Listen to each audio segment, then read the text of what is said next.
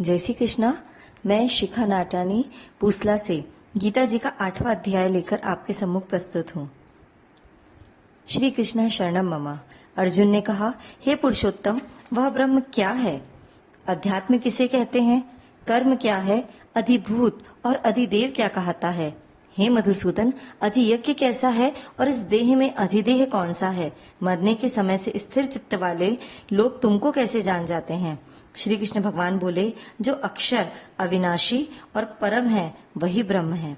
प्रत्येक वस्तु का स्वभाव अध्यात्म कहलाता है और समस्त चराचर की उत्पत्ति करने वाला जो विसर्ग है वही कर्म है। जो देह आदि नाशवान वस्तु है वही अधिभूत कहलाती है।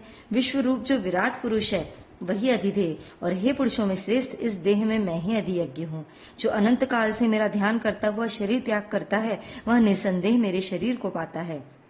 हे कुंती पुत्र, अंत समय मनुष्य जिस वस्तु का स्मरण करता हुआ शरीर त्यागता है वह उसी को पाता है। इसी कारण सदैव मुझ में ही मन और बुद्धि को लगाकर मेरा ही स्मरण करते हुए संग्राम करो, तुम निसंदेह मुझको आ मिलोगे।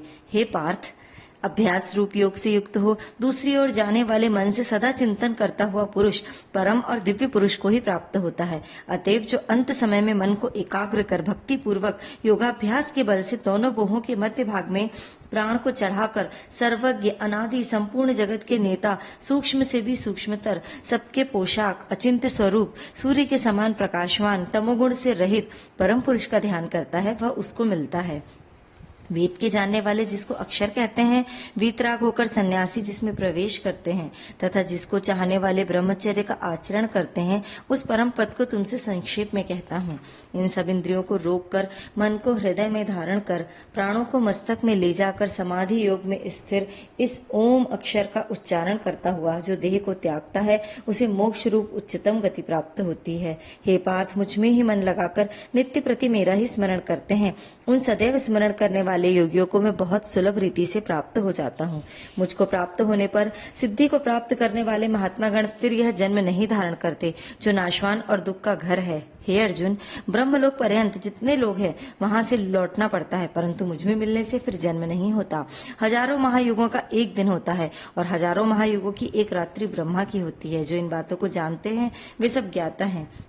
ब्रह्म का दिन होने पर अव्यव से सब व्यक्तियों का उदय होता है और रात को उसी में एक हो जाता है।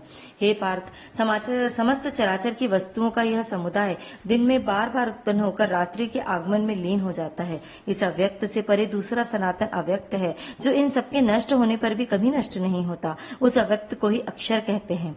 वही परम गति है जिसको प्राप्त करके फिर संसार में नहीं जन्मते। वही मेरा परम धाम है।